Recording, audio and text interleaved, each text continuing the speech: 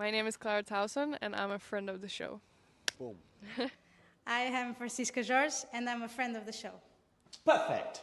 Hi, my name is Susan Leemans, and I'm a friend of the show. Boom. Yeah. My name is Zainab Sammaz, and I'm a friend of the show. Boom. Hey guys, my name is Sasha Vickery, and I'm a friend of the show. Boom. Hi, my name is Lloyd Harris, and I'm a friend of the show. Perfect. Hi, my name is Jan Faria, and I'm a friend of the show.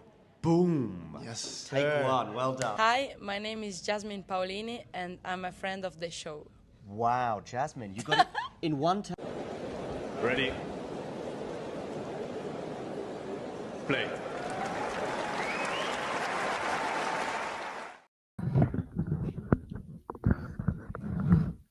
Good afternoon, good evening, good morning, whatever time it is in the world, wherever you are tuning in from. Do not adjust your sets either to suggest why can we see Tennis Tribe there. Well, we'll soon find out, because we are here to talk about a novel event, Will, which is the US Open Mixed Doubles. It's come amid great fanfare and not without a little bit of controversy.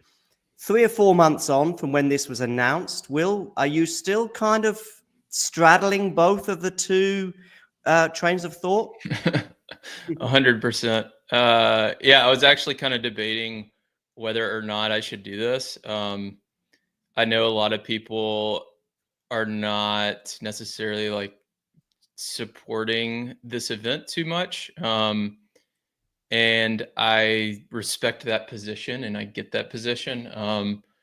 But I don't know. I feel like my responsibility is to promote doubles and to support doubles in any way I can.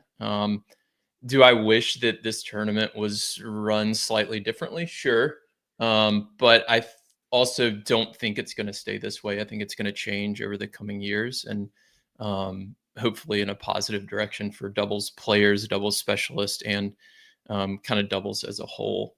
And I also thought that this would be a good opportunity to talk strategy because a lot of these singles players don't have specific double skill sets, and I think we're going to kind of see that during some of this. So I thought it'd be a lot of fun to do this anyways. I really want you to point it out. I mean, I think I will possibly see it, but you will definitely see it when you see the patterns of play and maybe even the abilities at the net. I've got Rebecca on my screen right now. I am not her biggest fan in terms of net play, despite being a former Wimbledon winner. We'll see if that becomes a factor, but also just some of the other patterns of play and the teamwork. Of course, all of these players will barely know each other in terms of tennis terms. They may have been fortunate enough to have practiced with each other in the last 48 hours, but many of them probably haven't even had that chance if they went deep in Cincinnati. We know who they are. Is there any update on Yannick Sinner, by the way? I assume that we know whether Yeah. Tell me. It was like 10 minutes ago. So he and Siniakova are out. Okay. Christian Harrison and Danielle Collins are in. Okay, so they made the announcement, like 15 minutes before the tournament started. Presumably they will have been on some kind of standby anyway. I mean, Daniel Collins in particular needs. Yeah, they were, from what I've been told. Yeah, they were kind of an alternate team since yesterday, at least. Do you think that could have been, maybe made aware to the public? That there are these alternatives. Or do you think that would be too embarrassing for the players? Daniel Collins, obviously, with her reputation, being an alternate and then not making it into the tournament. Yeah, I really don't know. Yeah, I'm sure they just had their hands so full trying to get people to New York from Cincinnati, trying to talk to Sinner's team. There may have been, I don't know. I can only speculate if there was also in terms of Sinner, he might have only really given it every chance, and he might have just been like, do you know what? I feel terrible today, as in yesterday, so I'll wait until this morning. A night's sleep and you can feel 100%. He might have woken up feeling 98%. And he's like, you know what? 98% isn't enough, because he might have just approached this in terms of, would I go practice today? Which, by the way, may give us a clue about how these players are treating the tournament as well. And, will in your mind, as a doubles enthusiast, this is probably the big question. Will they have a doubles Grand Slam title in your mind to their name? Not in the official, because I think they will officially, obviously, but in your mind, or will it always have an asterisk beside it? I mean, I think it certainly will have an asterisk right now. And I think when we look back on this in 5 or 10 years, it will still, because like I said, it's going to evolve. The people I've talked to say this is not going to stay the same. And in 5 or 10 years, whether we have a lot more singles players in the draw or not, I think it's going to shift back to a longer format over more than 2 days.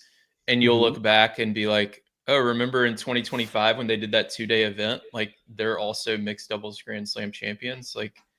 I don't know. It's a lot harder to win it today in 2035 than it was 10 years ago. So I don't know. I would say probably not when we're gonna look back at this, but I get why they had to do it. It's an interesting point you raised, though. This could be, I think history will tell us more as to how we view this decision and this move. If there is an evolution, if not a revolution, there's been a revolution now in terms of what we're seeing this next 48 hours, or even just a little bit less. But in terms of the way it then if it then attracts some of these guys, and then we end up having maybe a fusion, because I think that one of the biggest criticisms from doubles enthusiasts such as yourself is the lack of recognized doubles players. I mean, you can probably name some if you wish. Yeah, I mean, Siniakova just got like taken out of the draw. I don't know if that was like her choice, if she was open to playing with Christian Harrison or somebody else. I have no idea, but You would have thought that they would have offered her. You just said, "Look, yeah, I mean, male look, alternate." at the end of the day, like, and I read, I haven't finished, but I've started reading Ben Rothenberg's article earlier today about from Bounces. Mhm. And he talked about Fritz's quote where Fritz said, like, I like playing.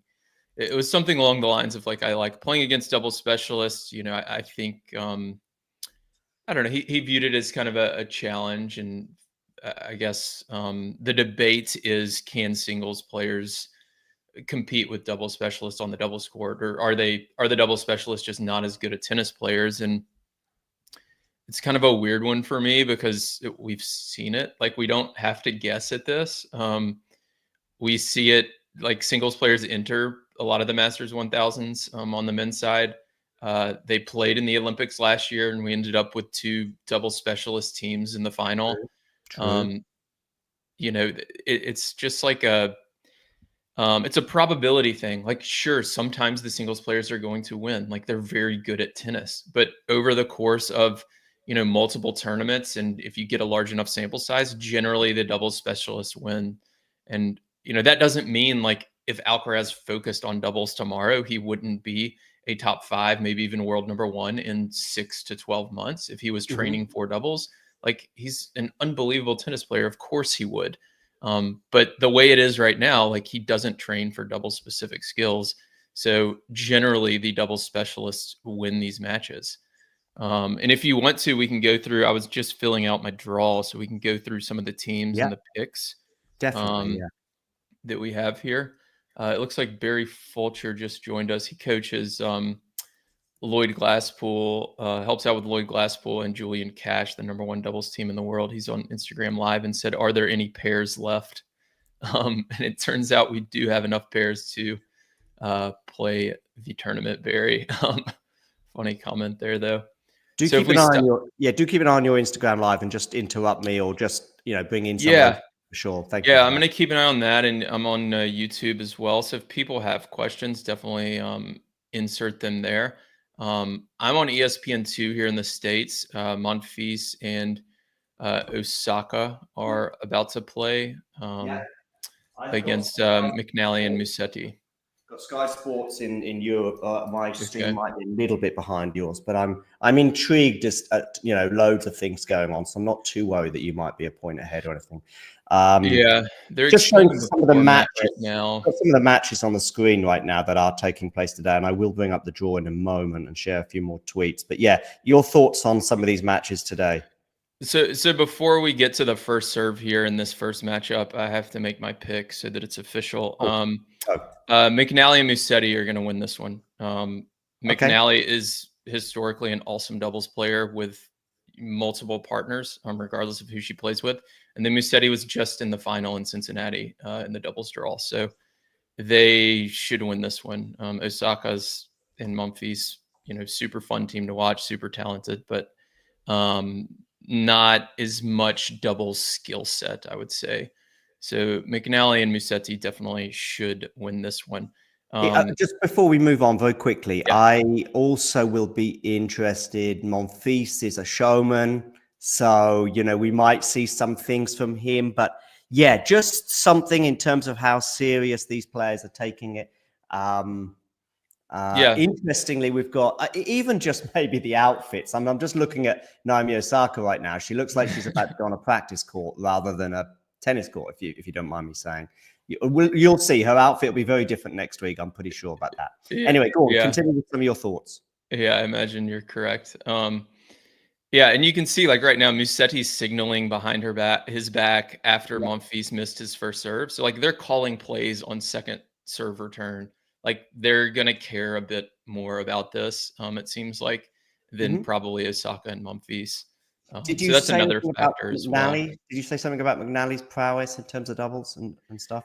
Yeah, I mean, she's an awesome doubles player. She made the U.S. Open final with Coco Gauff several years ago. She's had success with Anna Kalinskaya. She's played with a bunch of different partners and won tournaments with multiple partners as well. So she's when she plays doubles, and she's still trying to make a singles career of it, obviously, because of the prize money involved and all that. But when she plays doubles, she's one of the best doubles players on the WTA Tour for sure. So she's a fantastic doubles player. And you can see in this long rally here, Monfils keeps going at her at the net, and like it worked on the very first point of the match. Like McNally missed a volley that she probably would make 8 out of 10 times, but that's going to be an unsustainable strategy. Now, the other thing I have to McNally here, I'm just very interested to see her facing pretty much diagonally towards Osaka. Can you tell us something about that? Yeah, so her eyes, when she's at the net, is that what you mean? Yeah, so just as Monfils is about to serve, Musetti on return, and I guess your average doubles player, like i.e. myself, not the average professional, will be facing towards probably the server more or less, right? But she was at a slight angle and looking towards Naomi Osaka, interestingly. Do you know what I mean? Yeah. So it looks like so what McNally's doing there, she's the returner's partner. She's looking to see if Osaka's going to move. So if Osaka moves to poach, or if she lifts her racket up as if she's about to have a volley, McNally's going to shuffle backwards to more of a defensive position. So this is something a lot of the singles players you'll see if you watch. When their partner's returning, they're going to turn around and watch their partner hit from the baseline, even during a rally. But the doubles players know they have to keep their eyes forward to see what's going on. So when you're just quickly, when you're playing, Will, you don't, I mean, there is a temptation to look at your partner, particularly if you're an amateur player and your partner maybe is someone you don't trust. Yeah. That's how it feels to me. I'm more tempted to look, but really the right attitude is, do you keep looking forward basically one way? Yeah, the ball has to come off the racket of the opponents. So you might as well just keep your eyes on the opponents and look at their positioning. Because if you look back and then they make a move, you don't see them. And then all of a sudden you look up and you're going to get pegged. So you've got to keep your eyes forward. It looks like we have a comment here at the Net Podcast, chances for Irani Vavasori to defend the title. So I guess we'll start making our picks. They're my pick to win the title. I think they're going to repeat. So you are going for the doubles thing, if you like. So obviously they're in action right now. I've got Rebecca and Fritz. Yeah, they had a break point, actually. It looked like, they had a deuce point, it looked like, on Fritz's serve. So they didn't win the deuce point, but a good start for them. So you've got Irani Vavasori progressing. I don't think you need to really explain why, just in terms of you really not only progressing but also winning the tournament. You've really put your eggs in the doubles basket, so to speak, because the casual fan, and let's not forget that 90% of tennis fans, but especially those watching this week or the next 48 hours, will be probably more casual. You know, they'd logo Rebecca and Fritz. You know, Rebecca is a top 10 player, Fritz is a top 10 player. Yeah. Irani is at the end of her career, certainly in terms of singles anyway, but you're really big on their doubles experience, right? Yeah, I mean, a lot of people are going to be like, who is this Italian team? Like, especially the American fan, like they're not going to know who they are. And they're going to be like, how can Rebecca and Fritz lose to these people? Their skill set's better. And the other thing is that we have to keep in mind is their effort level is going to be higher. Like they want to win this really bad. Like if they were to face like some of these single stars who are just in Cincinnati, like the single stars are not going to like have the same level of effort or desire. And that matters. That matters a lot. But I did want to mention like one caveat with this scoring format, like anything can happen. It is such a small margin scoring format. Like if you have 1 or 2 lucky points, like you can win a match that you just shouldn't because of the scoring format with fast 4 sets, no ad, 10-point tiebreaker for the third. And Irani Vavasori are in the loaded bottom half of the draw. It is by far the tougher half. So who do you think they'll be facing in the quarterfinals? So we've got Williams, Opelka, Venus Williams, of course. There was a few whispers about Serena potentially participating, but that, of course, hasn't come to fruition. So we've got an all-American pair with Venus and Riley up against Mukova and Rublev. I think it's a really tough one to call. Yeah, I think, if this was not New York, honestly, I think it'd be a pretty easy one to call. But I'm still going to go Mukova and Rublev. Rublev's a good doubles player. Opelka's not a particularly good doubles player. He's had a lot of good results over the years on the ATP tour and some 1000s in doubles. He does a really good job of moving forward at the baseline and taking the ball early. When you watch him play singles, he does that, right? He just doesn't give up court position. And that's even more important in doubles, which is why somebody like Rublev can have a lot of success in doubles and Medvedev struggles so much because Medvedev is so used to playing really far behind the baseline. And that allows the net player plenty of time to read the ball, to make a move, to poach. So Rublev is actually a pretty good doubles player. And then Mukovic just has good ball skills, right? Yeah. Like she's got good hands. She gets to the net more than a lot of players on the WTA tour. So I think they're a really strong team, actually. And I wouldn't be surprised if Opelka and Serena, I mean Venus, keep it close, just because they're going to have a big crowd behind them. It's going to be high energy. Serving as well. Mukova, yeah. So if Opelka serves well, like he'll be, impossible to break. Just to interrupt you. Did you see that point where Osaka and Monfils were so far apart? It made it quite easy. I think it was Musetti just hit a forehand down the middle. I mean, I don't know if you've seen this point here where Musetti just hits it right. It's like an open goal in soccer, basically, because they're so far apart. They're too far apart from each other at the back of the court. And that's clearly a sort of lack of experience, either playing with each other or doubles, I think. Yeah. I mean, I think the court positioning thing is huge. And it's like really, really tiny margins. I mean, even among doubles specialists, like some players get it more right than others. And it's within like 6 inches or less. Like, got it. Okay. The windows that they're trying to cover, have to be super, super precise. And for a team like Osaka and Monfils who don't play a lot of doubles, like you can see Monfils just try to poach there. If you watch this point, he tries to poach and he's moving laterally just inside the service line. Like that's just absolutely not how you poach in doubles. You've got to be closer to the net. You've got to have some forward momentum. And he gets burned up the line because he also moves a bit too early. Sorry to interrupt, but you mentioned poach a few times. I mean, basically poach is obviously if you sort of move over to your other partner's half and just sort of steal the point. There are some risks, of course, in that because you might misinterpret and get exposed. But did you see Sharapova I can see what you mean there with the poach. That's exactly what I just pointed out. You expose yourself unless you're both in sync, if you like. But the reason why I'm interrupting is because Sharapova was on this thing called Hot Wings. Are you familiar with this YouTube channel where people are like basically trying to burn everything they've got on in terms of their body? And she sort of was asked some random tennis questions. What does poach mean? I think she couldn't answer it. She didn't know. Oh, really? That's funny. I didn't see that, but I do know what Hot Wings is. And yeah. So she's on there. I mean, a lot of it is kind of hard to define. It's like, because it can be during a cross court rally or a down the line rally. You're at the net, your partner's back at the baseline, and you're trying to intercept the ball, basically. We have another question on Instagram from one of my friends, Pushkar. So they didn't give a chance for Siniakova to pick a new partner, and they gave entry to Danimal and Harrison.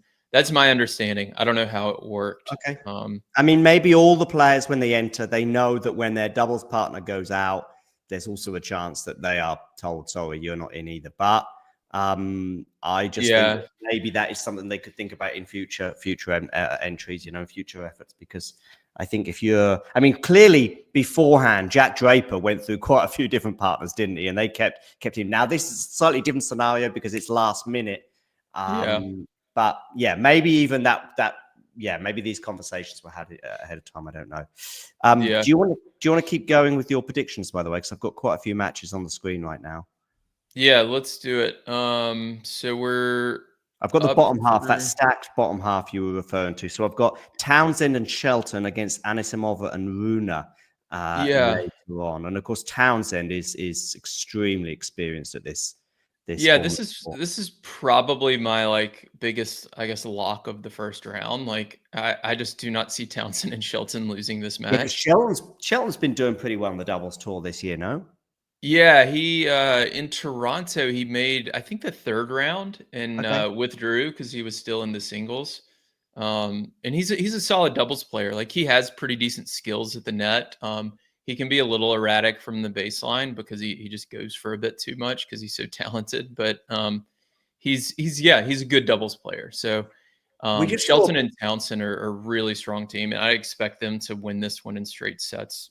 just in a Fairly point there straightforward. with Osaka Monfils against McNally Musetti. Now, McNally Musetti end up losing the point, but McNally in particular, she made a couple of very interesting darts across the court, which just, I don't know, told you an instinct that she has for the doubles. Certainly an instinct because she probably plays a bit more this year. Maybe Monfils Yeah. and it might even be a case of matches, maybe in a couple of matches time, if Osaka and Monfils are still in the competition, they may work things out a bit quicker. But yeah, although they end up losing the point, and in a way, they lost the point where I thought they kind of got themselves back in it, and Musetti had a chance with a smash that could have brought the rally to neutral. But anyway, I do see Naomi Osaka's new coach, of course, Viktorovsky, I think his name is, former, of course, Iga Swiatek coach. Just did a bit of poaching here. Oh, that's lovely there from McNally at the net. Anyway, go on. Let's have a look at Daniel Collins alongside Harrison. That's the new entries that we highlighted at the beginning of the program because Siniakova and Yannick Sinner have pulled out. Just a quick singles thing, by the way, maybe the only singles thing I mentioned. Artefis has also pulled out of the US Open. Breaking news. Against Bencic and Zverev. Thoughts on this? So sorry, I was distracted because Irani and Vavasori broke Rybakina, Okay. I guess. So they're up a break 2-1 early here. Yeah, so one of the points we just saw from McNally on that poach, she hits a volley, she moves to the middle, hits a volley back to Osaka at the baseline. And then this is where most of the singles players you're going to see retreat back towards the doubles alley. So she took a step back towards the doubles alley, showing Osaka, hey, I'm covering the line. You can go back cross court. And then as Osaka's hitting, she just comes back and stays middle and then hits a little short drop shot. So I think that was the one that had you so impressed. And it's just taking away the middle and kind of faking a bit and knowing how to kind of put the baseline player under pressure. And that's what you're going to see from these more doubles oriented players that you don't see from the singles players. And they're showing Irani Vavasori title last year. I thought they were showing the break point. Yeah, I've got a split screen on right now. Not because I've put it on, but Sky Sports are giving it to me, which is nice. So I can see Irani Vavasori up a break. She also has the touch, McNally, as well, to execute that last volley. Yeah, 100%. Yeah, so when you watch singles players practice their volleys, they're typically hitting volleys from a little bit closer to the service line, and then the doubles players have a lot more skill up closer to the net. They have quicker hands. They have they're able to hit with more angles. Obviously, the court is wider on the doubles court, so they just practice those things a lot more. But ultimately, a lot of it's about positioning. Like it's skill set for sure. Like they're used to playing up there and have the ability to react a bit quicker and hit those sharper angles. But just being up at the net a little bit closer in the right position, even if you don't hit the volley clean, a lot of the time you're going to see some kind of winners off the frame and different errors that you're able to force just by applying that pressure. Okay. So let's have some more predictions as well. So Collins, Harrison against Bencic, Zverev. Which way are you leaning and why? Okay. Yeah, so we're staying in the bottom half here. I think it's the last one in the bottom half that we haven't dealt with. I think Collins and Harrison for this one. Danielle's had some okay doubles results. She's more of a baseline player. And as far as doubles players go, Christian is also a baseline player. He plays a lot of two back with Evan King, his partner. Zverev does play a good bit of doubles, but he's not I don't know. He plays a lot with Marcelo Melo, who's a good friend, and he's not necessarily when he's not smashing the umpire's chair. That was in Acapulco, I think, and that was in a doubles match, wasn't it? Oh my gosh, Musetti just jumped over McNally for an overhead. Okay, and did he pull it off? Because I'm about 30 seconds behind. Yeah, you're behind. Oh, and then Osaka missed a volley. That was a wild point. Okay. He made the overhead. He didn't finish it. Okay, gotcha. I don't know that I would have taken that from McNally. She's got a pretty good overhead. But anyways, I think Collins and Harrison, they'll also have a big home crowd. Yeah, Zverev isn't like a super strong doubles net player. Got it. So I just think Collins and Harrison, especially with the home crowd, are going to be slight favorites here. I wouldn't be shocked if Bencic and Zverev won, but Harrison's the only true kind of double specialist on that court, so I think that's going to help as well. I've just seen the end of that point now with Osaka putting that ball in the net. Yeah, very interesting. I mean, I think Musetti went very male dominant, let's say, and he did apologize at the end. Yeah, but, McNally's not somebody you need to do that with. She can hold her own at the net. She's a very strong player. I think if he was playing with one of the singles players, then sure, like go for that. But I don't know, that one you probably leave. It looks like Vavasori is serving for the first set here.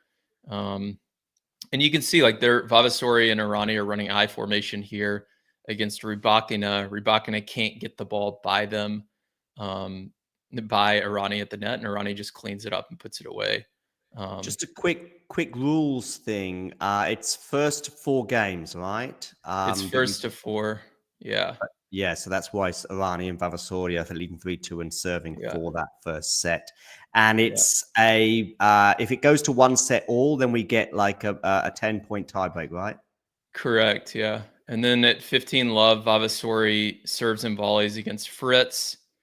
And then Fritz misses a backhand wide. Vavasori and Irani are getting both players to the net, applying pressure, and then just forcing errors. It's a pretty simple formula that the doubles players are going to be able to execute against these singles players. It doesn't matter how good your ground strokes are.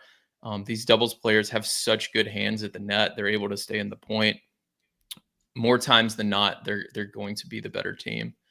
Now 40-15 for Ronnie Vavasori. So he's got triple set point here. Indeed. So let's go through some of the draw a bit more. Sure. Let's finish up the bottom half. So we have Collins and Harrison against Townsend and Shelton.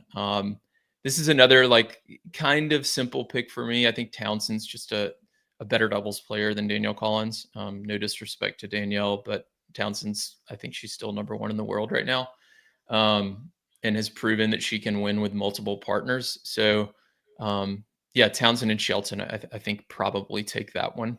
So do you think they get to the semis to meet Irani and Vavasori, for example?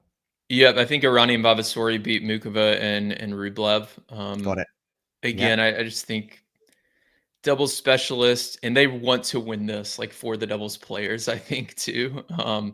Just a sense of kind of pride thing. So I think that is going to be the first semifinal matchup that we have tomorrow. Yeah, and Townsend, Shelton, they're contenders for the title. I mean, everyone's a contender in a way, but obviously, like leanings for all of this. I mean, it's funny if I were to reseed this, like, if I were to reseed everyone, like, even if we just did 8 seeds, I think like 6 of the top 8 seeds would be in the bottom half. Like, got it. 7. Like, it's the bottom half is just really stacked.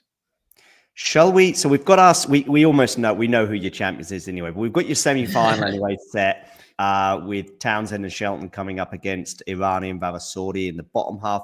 Let's go to the top half now. Of course, we have got a match on right now, which you've predicted with McNally and Musetti progressing. So another match that will be coming up will be Iga Swiatek and Casper Ruud alongside each other against Madison Keys and Francis Tiafoe. Is it fair to say we've got 4 fairly inexperienced doubles players? I mean, Iga, of course, has been in a French Open doubles final alongside Metic Sands in 2020, I think it was. She must have been playing within, I think, the following 24 hours, having just won the singles title in that sort of breakout year, if you like, for Iga. But it does feel like she hasn't played a lot of doubles since. Yeah, no, she's not.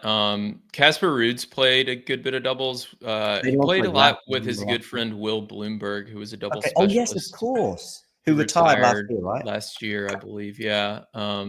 So he's got some good experience in doubles. And then Keys has had some good results. She's not a particularly strong doubles player, but she's had some good results. I think more so on the clay, I believe. I think she made like maybe a French Open quarter or semi, something like that a while back. This is a tough pick for me. I think a lot of it, I think on a neutral court, if all players like wanted to win, I would pick Iga and Casper. But with the home crowd, Iga just played in Cincinnati literally yesterday. I think that Iga's effort level might be a little bit lower, and Keys and Tiafoe are going to want to like win this. So I think based on that in the home crowd, I'm going to pick Keys and Tiafoe. But again, I think this is a tough pick. I think this one could go either way, but I'll take Keys and Tiafoe just because of the home crowd, and I think Iga's match yesterday in singles.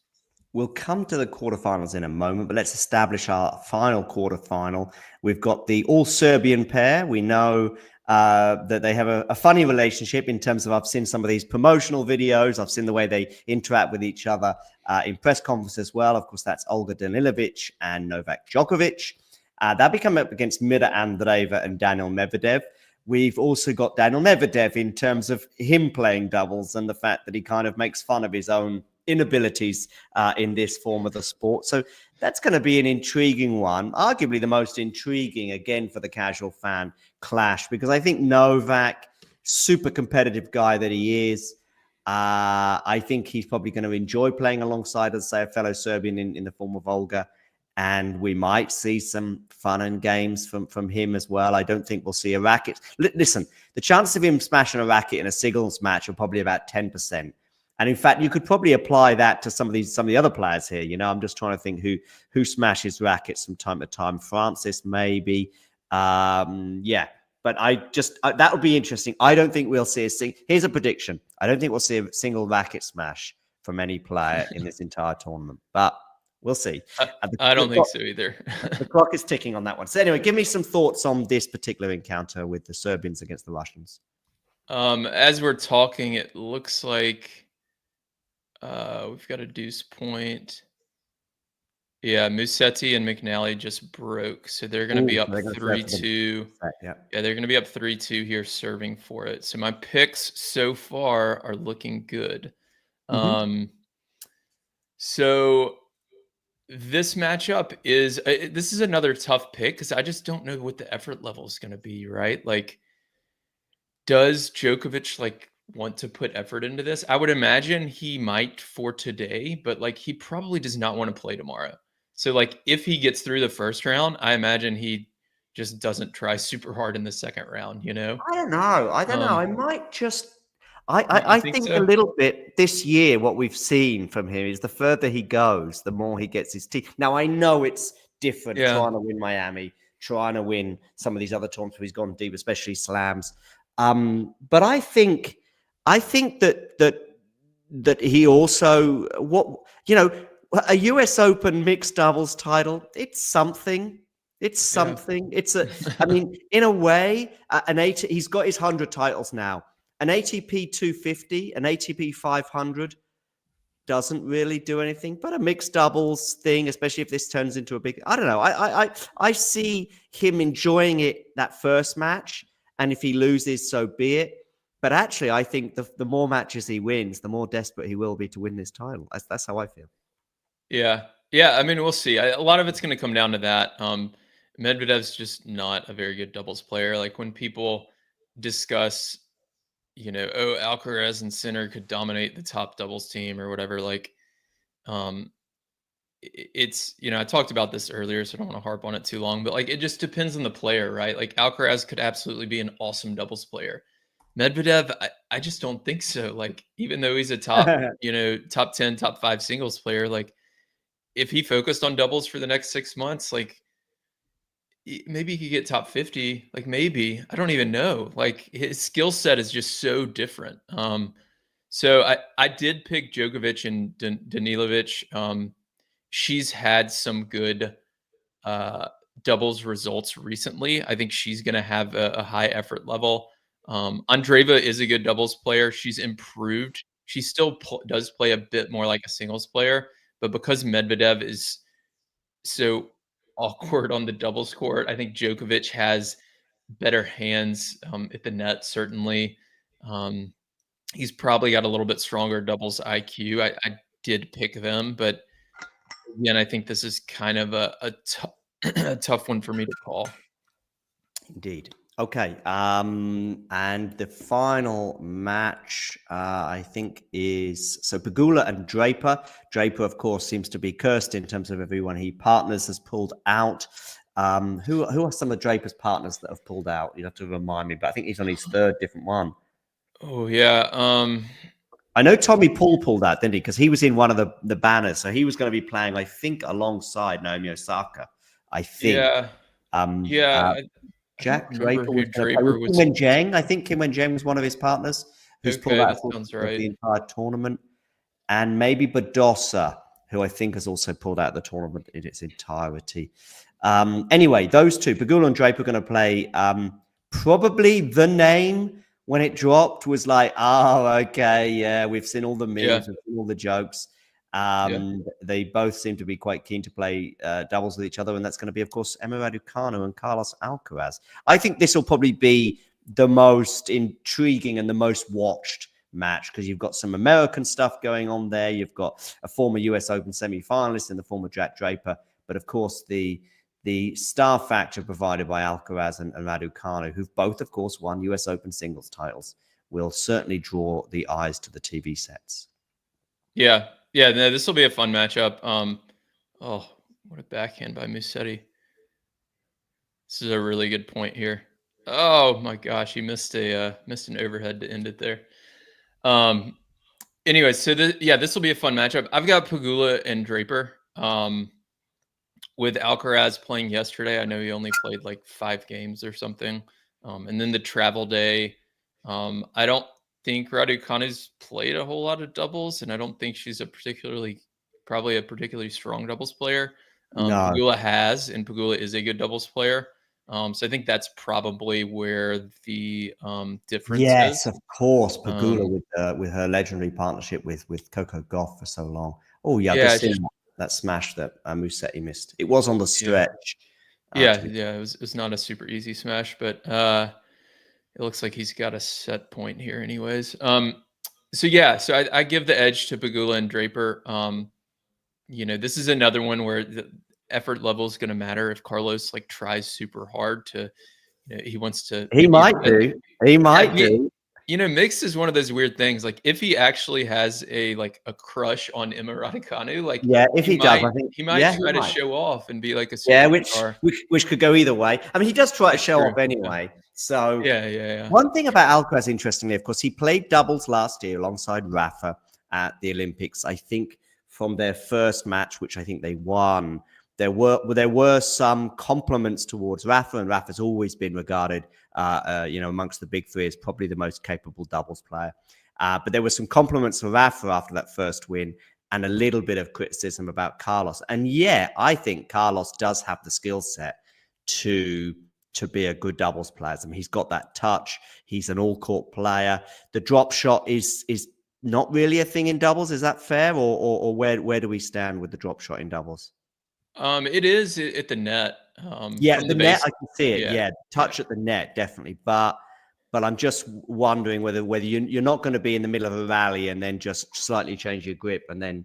No, because there's somebody at the net to cover the drop shot, so that's not gonna be effective. But he's got all the shots and the skill set and the hands and the quick reactions and the speed, and the serve and return. He's got all the tools. It's those players who more like Medvedev, like I was talking about, who play just a very defensive game style that are going to struggle more on the doubles court. Looks like Musetti just double faulted to give the break back. So they are at 3-all now. And now that we've got, how does that work? Do they go to a tie break now? No, they'll do a tiebreak at 4-all. So Osaka's going to serve here. So it could go. You could have a set 5-3 in a sort of 7-5-ish kind of way, right? Exactly. Yeah, that's right. Got it. Yeah, I'm just sharing that on the screen right now. So yeah, so the break has gone back. Anyway, what we've got then in terms of your predictions, we've got Pegula and Draper up against the Serbian pair of Danilovic and Djokovic, I believe. Is that right? Yeah, I've got Pegula and Draper in this one as well. Okay. I think Pegula. This was more of a pick for like Djokovic's effort level, and after what you just said, like maybe I'm wrong on this. You follow Djokovic's career more than I do, since I'm so focused on the doubles. But Yeah. yeah, for me, I just figured that he wouldn't want to have to play more mixed doubles tomorrow. But if I'm wrong and he tries really hard, it could go either way. I also don't think he's played a huge amount of tennis. I mean, he didn't play a single That's warm-up. true. Yeah, so yeah, that's true. Didn't even play Cincy. So I also think, you know, we won't be looking at him in 10 days from now, struggling in a fifth set of a semi-final, for example, at the US Open, going, oh, I bet he regrets playing that mixed doubles 2 weeks ago. Yeah. I think the mistake here, sorry to interrupt, Yeah, mistake sure. here from Osaka. So Osaka's down love 15, serving to McNally. McNally hits a relatively weak return back cross court, and Osaka tries to rip a forehand down the line at Musetti. So again, this is like the singles players trying to win the point from the baseline because that's what they're so used to. She misses the forehand when she tries to rip it down the line. And then B, even if she does make this, Musetti's going to be able to handle that and probably put her in a more defensive position. So it's just not a good spot. And then Monfils tries to poach from the baseline again and gets burned. He has no clue. He has no clue what to do. That's so funny. All right, where were we? Sorry. So now we've got our quarterfinals, and I think you're going for Draper and Pegula over the Serbians. And who are you going for with? Did you plump for the Americans, Keys and Tiafoe, to progress over Ruud and Swiatek? Am I right? Yes, I had Keys and Tiafoe, so they would play McNally and Musetti. And what are your thoughts there then? Yeah, I've got McNally and Musetti. I think they're just better doubles players. Yeah, I think that's a pretty straightforward one. And so what about the semi, therefore? We'll stay on this half. Who have you got in your final? Is it Draper and Pegula, or is it Musetti and McNally? Musetti and McNally. Wow. Again, I just back the double skill set. Pegula's had a lot of good results in doubles, but it's not for her net play as much. It's more for her baseline play. She's very steady from the baseline. She's very smart from the baseline, like opposite of what I was just saying about that shot from Osaka. And then she can hit all the returns, right? She can go down the line or cross court with her forehand and backhand return. So there's no real kind of weakness there. So she's a very strong doubles player, but with Musetti's recent results in Cincinnati, McNally, I feel like is a overall slightly stronger doubles player than Pegula. I'm going to go with them. Okay. So we've got your final, which is obviously Irani and Vavasori alongside each other again. So we've got 3 Italians and 1 American in New York. So, you know, an Italian vibe for sure.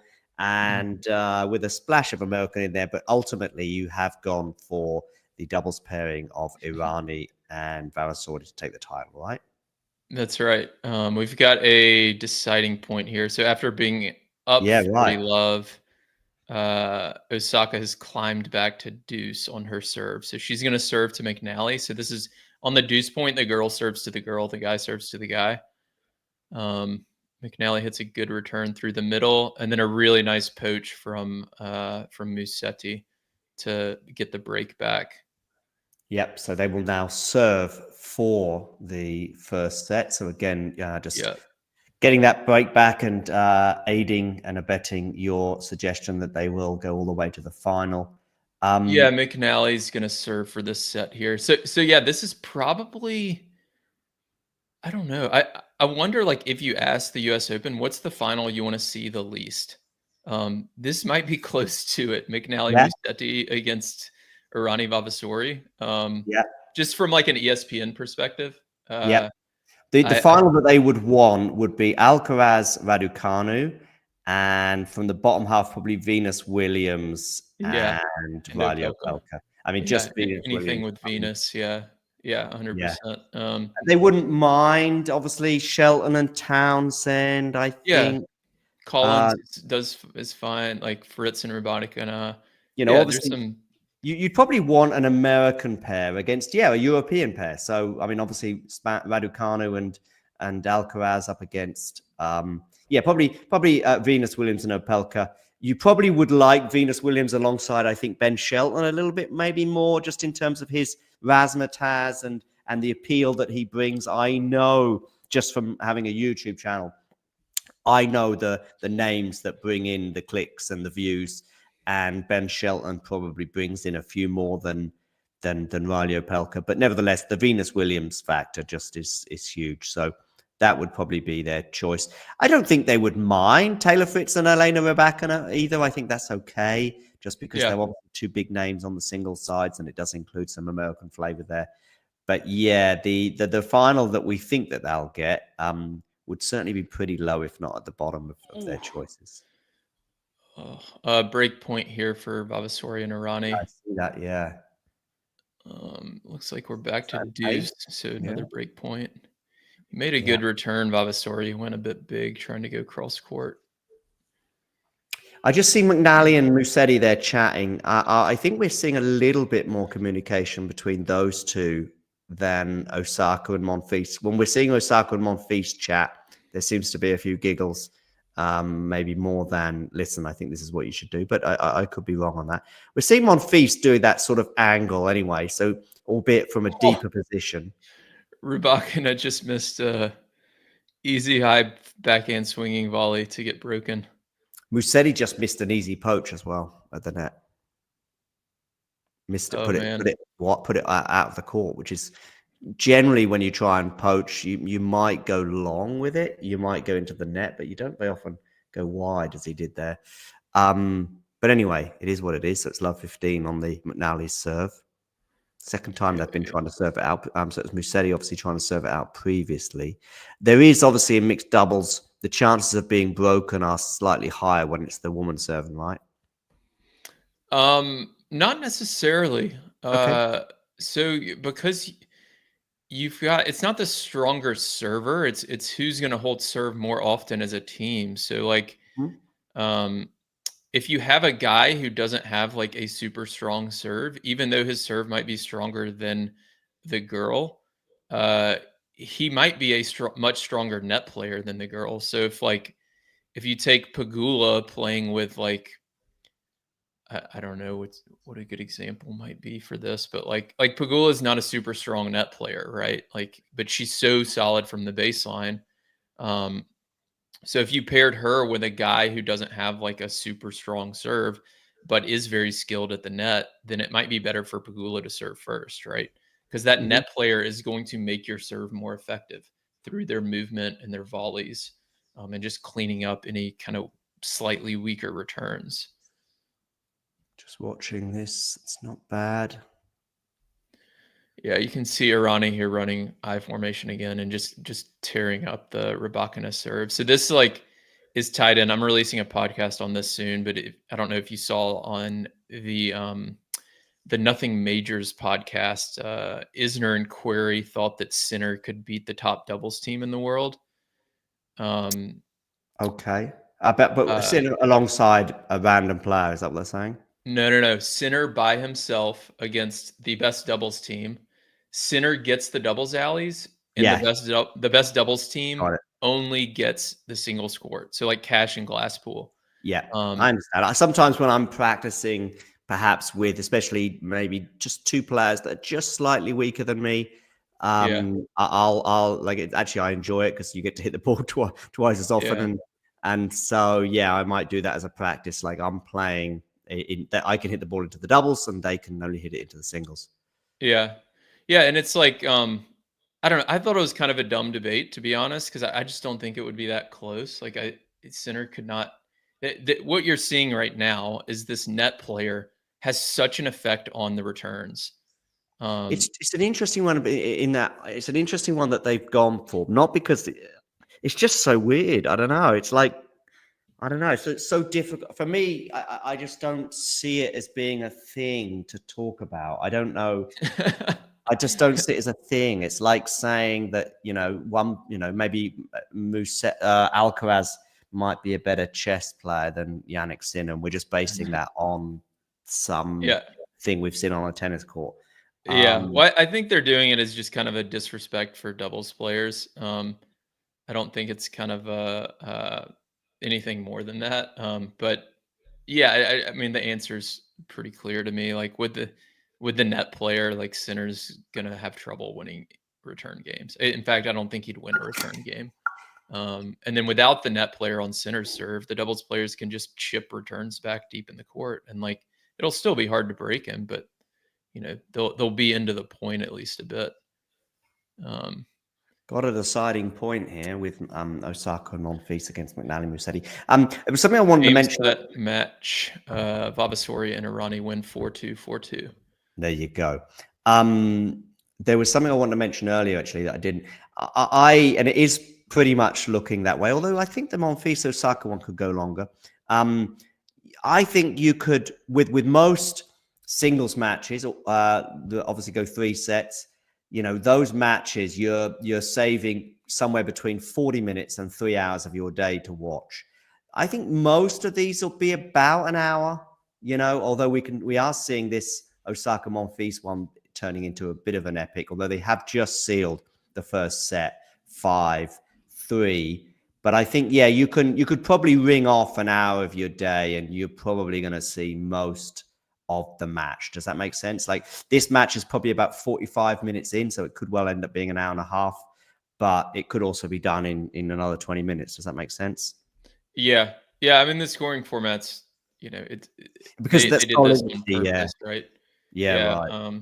They wanted to get this whole tournament done in 2 days, and they're not going to convince these players or a lot of the singles players to just play coming 2 back full doubles matches. Back to the efforts. I think the scheduling of these players will be interesting. I think that you'll still see them practice. So I think Djokovic will probably have a practice and play. Now that, of course, may depend on how the doubles match is, also the timing of it. If your doubles match is at 11 a.m. and you're feeling a little tired on this particular day and you've also booked a practice court for 6 p.m., well, maybe you might cancel your practice if you have a super, super epic encounter and you are feeling weary. But I think even Novak Djokovic in his late 30s, I expect him to be practicing for an hour and playing for an hour, a doubles, for example. And that might, you might only have, of course, he might have two doubles matches today. So that would then maybe mean he cancels that practice or whatever. But yeah, I don't think it's too bad for their preparations. It's Tuesday, Wednesday as well. So I would imagine if they have normal matches, let's say, even if they win the tournament, even if Djokovic wins the tournament, I can still see him practicing on Thursday and Friday and so on. These guys are used to playing for 1, 2, 3 hours a day. And well, I mean, Djokovic has this formula down for like how he preps for these majors, right? And I think it will depend on if he plays 1 or 2 mixed matches today. Right. He might cancel any practice that he had. I think Iga has already booked her court and actually been practicing today, I think, despite obviously only arriving, I guess, late last night or even early this morning. I think it was late last night that she would have arrived. I think her and Alcaraz shared a private jet together. But I think she's booked a practice court and potentially going to be playing two matches today. Iga, of course, at a slightly different stage of her career. But yeah. Are you okay to stay live until the end of the Osaka Monfils Musetti McNally match? Yeah, we can stay live for probably. I've probably got another 20 minutes or so. All right, let's keep going for at least another 20 minutes. Anyway. We'll see how this goes. Yeah, they're showing a few highlights here of Vavasori and Irani.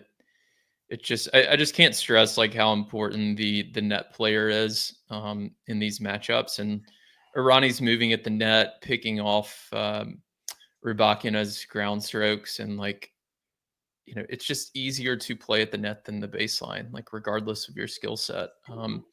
If you're good at the net, like you're going to be a better doubles player generally. So it's Yeah, that round one just kind of instilled that. Now, Irani and Vavasori, like I said, with this format, if they have a slightly off day or Yeah. a few unlucky points, like they can absolutely lose to Fritz and Rybakina or whoever they face in the next round. But if they play 10 times, like they're winning these matches 8 out of 10 times. Yeah. So they're just they practice doubles and they play doubles, and we've created this draw where we've got all these single stars and then like one team with 2 double specialists. So the double specialists are going to be the favorites. Like they absolutely are.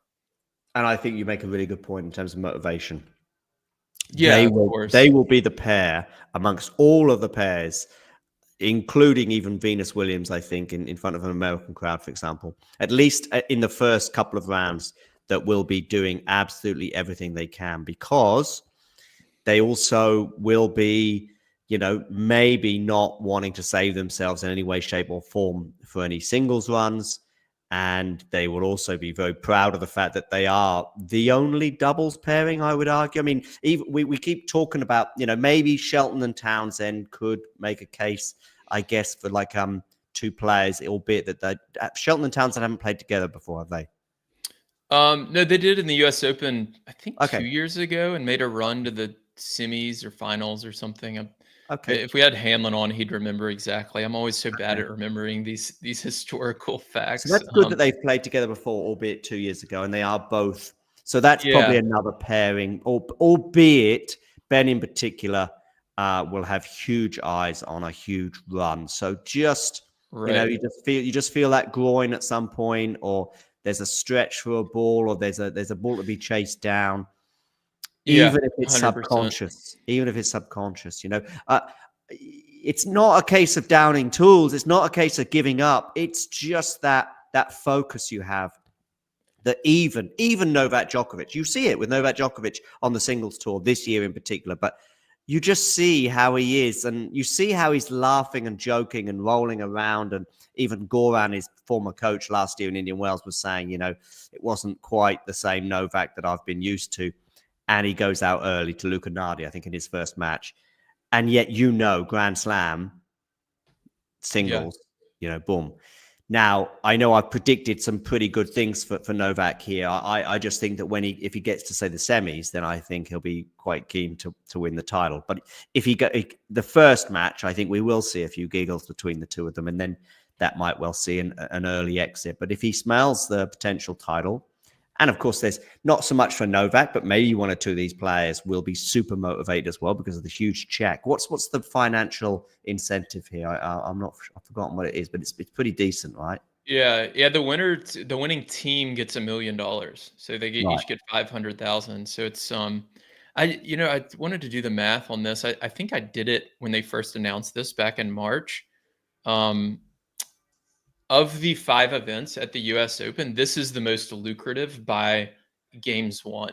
So like if you're a player and you want to play, get the most amount of money per for the least amount of time.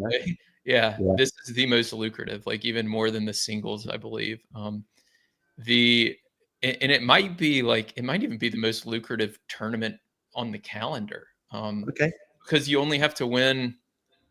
What is it? So it's 8, 8, 8, and then 12. So 20, 38. No, I don't know this, but I wouldn't be surprised if you win the doubles tournament here. So you're getting $500,000 each, $500,000 each. It's 1 million for the pair, right? For the doubles. Yep, that's right. A $500,000 check. I wouldn't be surprised for half of the entrants would be the biggest check of their tennis check of their career. I don't know, but obviously Raducanu and Alcaraz have won Grand Slams, so I'm sure they've exceeded that check. But I don't know what Draper got for a semi-finals at the US Open last year, but it may well be dwarfed, may well be like a couple of 100,000. I don't know, maybe a bit more, probably a bit more, maybe $1 million. Yeah. But yeah, some of these players, Danilovic, I would imagine, would be the biggest check of her career. If you haven't made a semi-finals at a slam, so McNally probably would be the biggest check of their career. Harrison might well be the biggest check of their career.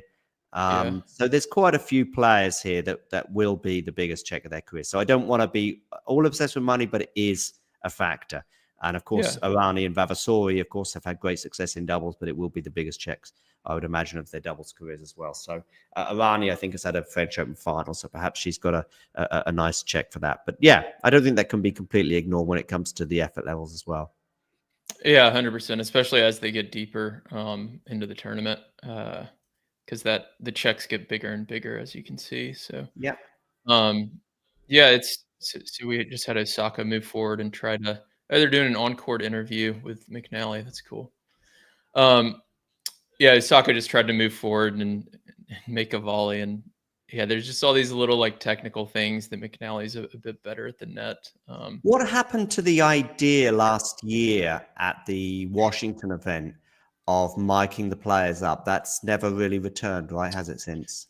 They did it again in Washington this year. Did I they? don't think. Yeah, I don't remember which matches it was, and I don't think it was. I don't know, got as big of news or press. No, because I didn't hear about it. Yeah. As last year, but yeah, it's something. I mean, I'd love for them to do on the doubles court. But at the end of the day, like if they're not showing the doubles matches on TV, then like who's going to be there to listen to the players who are mic'd up, right? Yeah. They don't. A lot of times they don't have. So it's not for people in the stadium. I don't believe so. I think it was they created some like Instagram and YouTube content out of it. They had Harry Hillivar and Henry Patton mic'd up, and that was probably the best one because Harry's got such a fun on-court personality. So if they would do that and then promote it a bit more on social media, I think it could do well. The crowd, by the way, on Ash looks pretty decent. Yeah, it does. My guesstimate would be about half full, but I'd like to see a few more images and maybe make a bigger. But right now, you'd often have singles practice on this court, I think. I don't think you have qualifying on this court, right, for the US Open, which is also taking place as we speak. So I think you'd have a singles practice. Are these tickets sold? Are people buying these tickets or are they free? No, they've been buying these tickets. I think Armstrong is free, but Ash, they were selling tickets. I'm not positive. If somebody wants to comment, if they know for sure. But I know at least some of the tickets were at least for the USTA. But yeah, normally I think practice and qualifying is free as far as I'm aware. Yeah, I mean, let's take a look. I can click on tickets here. I've got the draw up. Yeah. So Arthur Ashe. Interestingly, Osaka and Monfils are racing through their service games at a quicker rate than Musetti and McNally. Now, that obviously isn't reflected in the scoreboard. It just shows you that Monfils and Osaka, when they're getting broken, are getting broken probably to love or quite badly, or they're holding to love. But the most important stat of all is the fact that they're set down, but they are on serve in this second set. 1-1, 40 love. Yeah, it looks like there's no tickets available for today. Let me see for tomorrow. So is it saying sold out for today? I guess so. It looks like, yeah, I mean, tomorrow it looks sold out too because it's only resale tickets. The cheapest available resale ticket is 100 US. Okay. Or 94. So, and then after that, it goes up to 200. And does that get you both day and night session or just one session? So therefore 2 matches, for example, today? I think both. Okay. Well, for tomorrow, it would be 2 matches, right? So it'd be or 3 matches, both semis and then the final. Yeah, that looks. What time are the matches tomorrow? Are they day or night? This ticket says 7 p.m. For tomorrow, okay. Yeah, I don't know for sure what time the matches are tomorrow. So, yeah, so back to Djokovic. I mean, I think, like you said, like we've talked about, like the effort level is going to be the biggest thing, but he's got the best draw he could probably have. I mentioned earlier, if I were to reseed this tournament, like 6 of the top 8 seeds would be in the bottom half. Arani Vavasori would be probably my number 1 seed. 2 would be Shelton and Townsend. 3 would probably be Musetti, maybe McNally. Musetti, McNally. They're in the top half. For probably maybe Mukova and Rublev at 4.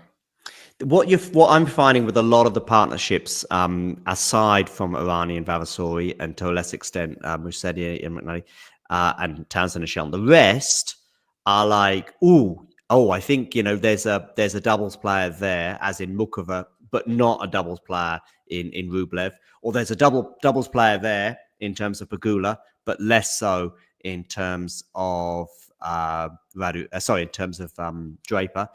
Yeah. So there's quite a few partnerships where there's one or the other. I think Venus, you would say, has got a lot of doubles prowess, and Riley hasn't quite got the same CV at this level. Am I right with that one? Yeah, for sure. Venus is, I mean, she had 14 Grand Slams with her sister Right, in exactly. doubles. So So yeah, bad, she's as strong. But a lot of it's not about like skill set, like I talked about earlier. Like a lot of it's about just knowing how to play doubles, right? Like Mhm. Pegula is not the strongest net player in doubles, but she knows what to do, right? Like at the net, she's not going to be poaching a bunch, but when you go at her, like she'll react and stay on the point, and then eventually you'll miss. She's not Mhm. going for too much. And then from the baseline, she's a very smart player. So she doesn't have like the double skills of a McNally, but she's got the doubles IQ because she's played so much doubles. And I think the same's true of probably Rublev. Like he's had some good results with Kachanov at some Masters 1000 level tournaments, and he's a smart, good doubles player from the baseline. Same for Shelton.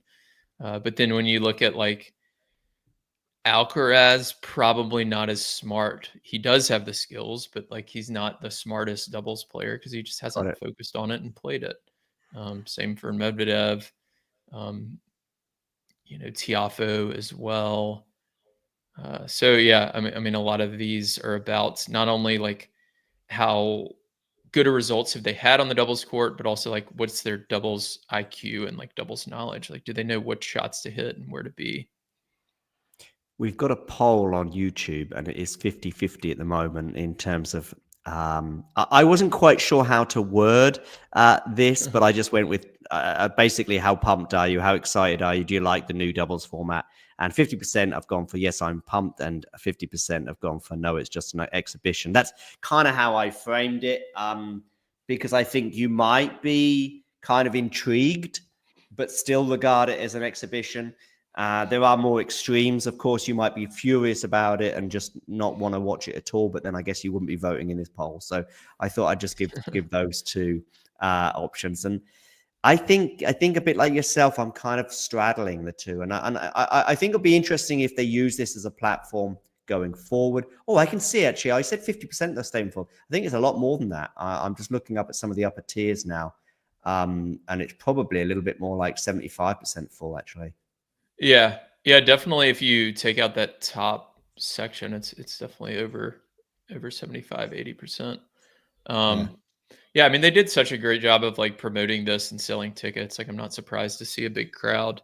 And especially when the lineup was first announced, it was like 9 of the top 10 players on both sides. Now, of course, we end up with no Sinner, we end up with no Sabalenka, we end up with no, Coco, or I don't know. There was a number of players. Was Actually, I don't think Sabalenka and Coco on the initial lineup? Coco wasn't. I thought Sabalenka was. I think maybe Okay. she was with Draper. No. I think Draper No. was with Kim Wen Zheng, and then it moved to Badosa, Okay. and then finally Pegula, I Yeah, think. I don't remember. Maybe she wasn't, but like regardless, we've had a lot of players end up backing out, right? Mhm. Mhm. So but that helped them sell tickets early on. I mean, I remember they started selling tickets, and I think they sold a bunch early, and obviously the stadium is pretty full. But if we were to like, so let's run through these few days, and then what changes would you want to make for next year? One idea I had to get this seems like a scenario where everyone can win. So next year, let's say they run the same format, 16 Mhm. teams. Mhm. Maybe they expand it to 32. But what they could do is they could do a draw with singles players, singles stars. I'm doing air quotes, and then a draw with doubles players and doubles specialists and doubles teams. And the doubles tournament could take place in Armstrong, and they could make it free. The singles doubles tournament could take place in Ash, and they could sell tickets for that. And then ESPN would be happy because every single match would have single stars. They could just broadcast primarily the matches in Ash like they're doing here. And then the doubles players could get their chance at some big prize money. And then at the end, in the finals, you've got the team who won the doubles draw and the team who won the singles draw against each other in Ash for the finals. I think that would be a way to like include the doubles specialists and give them an opportunity as well. Because I think whichever way you look at it, I do think the shunning of double specialists, Su Shui, for example, I saw her posting on social media about this, and I don't know if Krejcikova was ever considered, or obviously Siniakova last minute pulled out, but she was. I don't think Siniakova was on the initial list at least. So I think that's. We're talking about some. I'm probably missing loads more. I mean, you mentioned players as well. So I think there's a huge chunk of doubles players that have been shunned by this, right? Yeah, and I mean it's hard to draw the line with a lot of this stuff, right? Like Siniakova is a doubles player, but she plays in the singles draw at every Grand Slam. Like Ostapenko, like. She's had better doubles results than singles the past 2 years, right? We've had a break for Musetti and McNally, by the way, and they're going to serve for the match. But no, I mean, Ostapenko would bring in crowds to some extent. Funny enough, as much as we all know her and we all love her, she's not as marketable, believe it or not, as some of the other players. But yeah, sure. she'd still be on. I mean, actually, you mentioned if you did a doubles and a singles, I guess she'd be in the singles side, but. Yeah, but somehow I think you're right that for whatever reason, this is short of well, I don't think we need to say for whatever reason. I think we know what the reason is, but it is short of some very, very established doubles players. I mean, I'm just trying to think. I mentioned Krejcikova, for example, among others, but maybe she was never interested. I don't know. Who else really, especially mixed doubles, who else really could and should we be having in here? Yeah, Desiree Kravchuk has 4 mixed doubles Grand Slam titles. Like a lesser known player, like not a star where if you see her name on ESPN, the casual fans Siegmund, maybe. Who she is. Lars Siegmund's been a good doubles player. Jan Zielinski and Shea Su Wei have won 2 majors last year. Who else? Her majors have been with Joe Salisbury and Neil Skupski. She typically plays with Neil, and they usually make a deep run. I think they might have made the finals in Australia this year, or maybe semis. I mean, there's tons of really good mixed players who are being left out. And that's, I guess, the other argument for not necessarily calling it like a Grand Slam. Or like a major title if you win this is let's say Vavasori and Irani end up losing to Shelton and Townsend in the semis, right? Which wouldn't be surprising. They've probably got the toughest path, Vavasori and Irani, or they're certainly in the tougher half. So if they lose and then Shelton and Townsend win, or somebody from the top half, you've just won a tournament with shortened format, 16 teams. There's all those arguments, but then also you've won a tournament without probably the top 5 or 10 mixed doubles players in the world, even in the draw. So it's I don't know. It's weird to not have the best players at this type of event in the event. It's just, I think that's probably the best argument for people who don't want to call it a Grand Slam. Isn't there also the argument, though, in terms of not calling it a Grand Slam, the length of it, as in the for sure. Yeah, I think that's where most people are leaning towards. But Yeah. I just wanted to point that out as well. Like, it's not just the format and the shortened, fast 4 sets that a lot of people seem to hate so much. It's also like you're not beating the best mixed doubles players. Like, there's only Right. 2 of them in the draw. Like, there's only 2 of the best mixed doubles players in the world. Like, if you were to rank the top 10 mixed doubles players in the world, 2 of the top 10 are in the draw. So it's Yeah. like, I don't know. I think that's almost a better argument than the complaints about the fast 4 and the 2-day event and the scoring format, only 16 teams and so on. So it looks like Opelka and Venus have started. Yeah, I see that. On that score. Just 31. watching Musetti and McNally try and close this out. That's a nice backhand winner there from Osaka. So she's going to have a couple of break points. Yeah. So they actually, at 1540, you get 3 break points because of course you do. Yeah. So they got that one back. So 30-40 here. So Musetti's serving. You see they're talking at the baseline here. They're gonna call their serve location, they're gonna call their formation, and then they're gonna call the movement of the net player. So they're in regular formation. Musetti takes a bit more of a kind of single stance on the serve, and he serves T to force a return error from Monfils. 127 down the T. That's a really, really strong serve. So now they've got a match point. So it's deuce. He'll serve to Monfils in the ad court again. Match and break point, right? Yeah, match and break point. That's why the no ad format is kind of fun. I mean, I like it personally. I know a lot of people don't, but yeah, I don't mind. In doubles, I don't mind it. I just love how it works in singles in a way.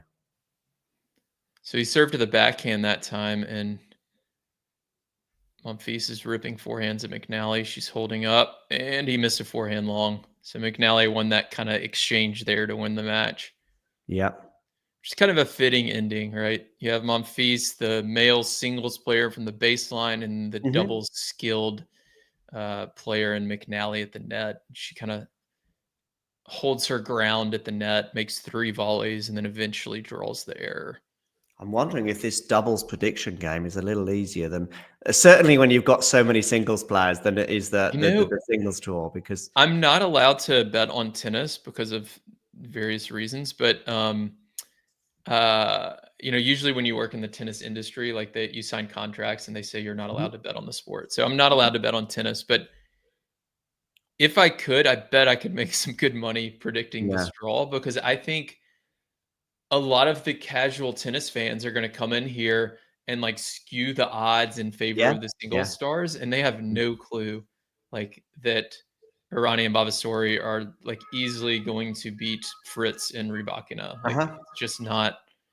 So I don't know. It's an interesting opportunity for people listening. If you are a gambler and you're allowed to gamble on some of these matches, take my predictions for what they're worth. Again, it's fast forward, no ads, so anything can happen. But I think the more I look at this crowd, the bigger it gets, by the way. I said 50%, but yeah, it's certainly 75 plus, but might even be even more than that. I'm just looking around. It's actually some of the lower seats that there was obviously gaps for, which obviously would have been some of the most expensive. Monfils, I've seen him smash a few rackets before. Certainly no racket smash from him. Naomi Osaka can continue her practice elsewhere. And so it is McNally and Musetti that progress. 8 career doubles titles from McNally, including 2 doubles, two finals as well at the US Open in doubles.